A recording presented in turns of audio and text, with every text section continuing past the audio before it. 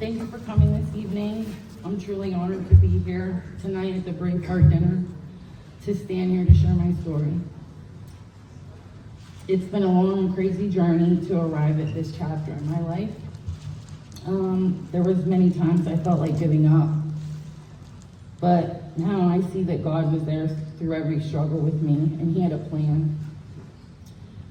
Even then, even though I didn't realize it. I grew up with my single mom as her only child, and I have 14 half-siblings from my dad. But despite being such a large family, I felt alone a lot. My mom was tough on me. I didn't get a lot of the things that a mother would give you normally from her, so it was rough. And while her intentions may have come from a place of love, there were moments when her tough love felt more like abuse. At 18, she told me I was on my own, and suddenly I was thrown into the world without any guidance, believing I was escaping one hell, but only to face another one.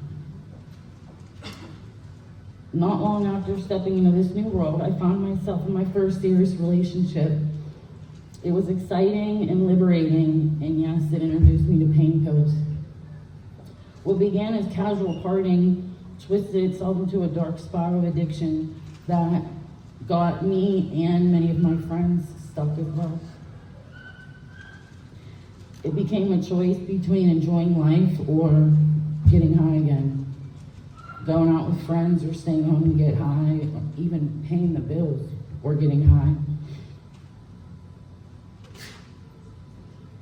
And the cycle just hurtled me towards a road I never thought I would take.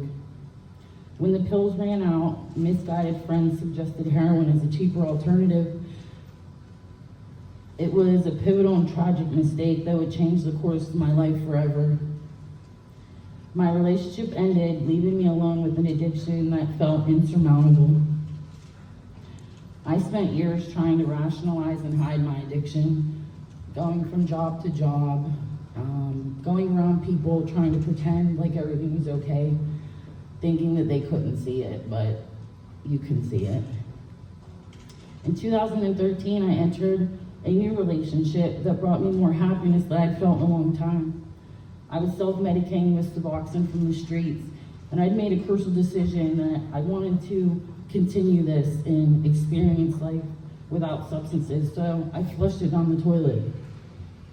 A few months later, I discovered I was pregnant. I was filled with so much hope and excitement because I figured I didn't have the best home life, but I could give my child a better life than I had. My son, Bexley Paul, was born May 19, 2014. I believed that everything was finally coming together, but life had other plans.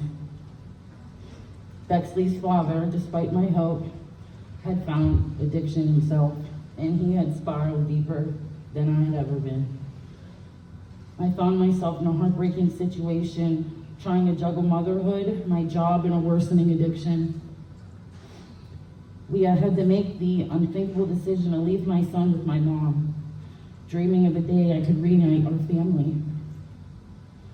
As the years passed, we bounced from place to place, hardly existing, struggling to survive with our addictions, stealing, sleeping in abandoned houses, walking the streets at night because we had nowhere to go.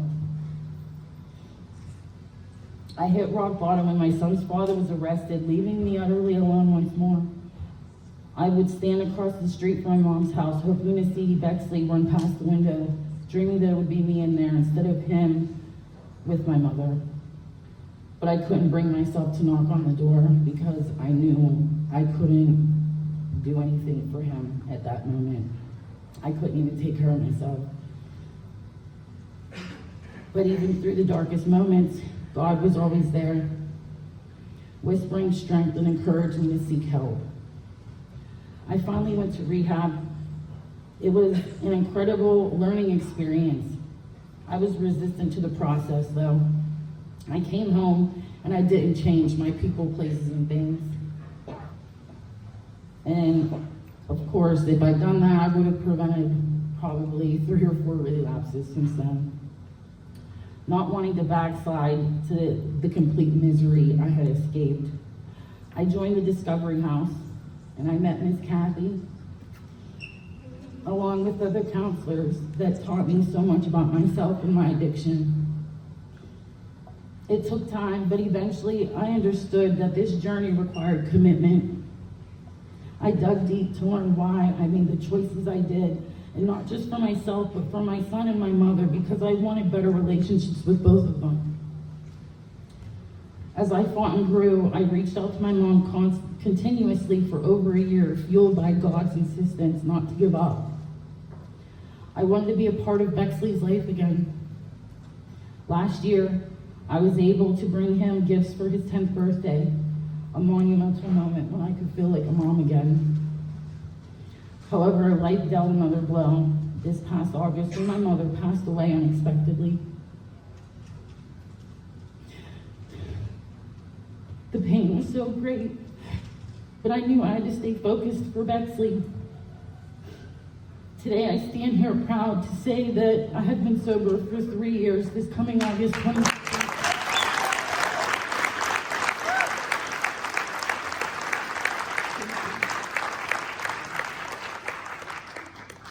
I live in a beautiful home in West Pittsburgh. I met an amazing man, Bo, who supports me through thick and thin. I have a job I enjoy, and I proudly completed my phlebotomy training in January.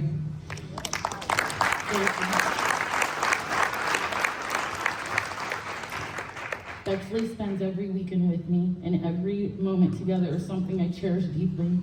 His father is also in recovery, showing that redemption is possible for us all. Standing before you, I want to leave you with this. When I placed my faith in God, things began to change. He kept me alive through 3 overdoses, the pain and guilt of not wanting to live the life I had been, and the loneliness I constantly felt. And it was through him that I could now be a mother to my son. I spent many years lost in the shadows of addiction, lost so many close friends and some family members too. But I want to spend my life showing others that drugs are not the answer.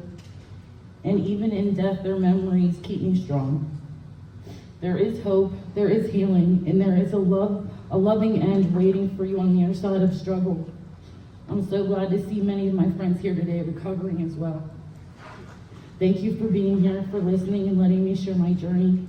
Together, let us continue to support one another, because the story doesn't end here, it only begins.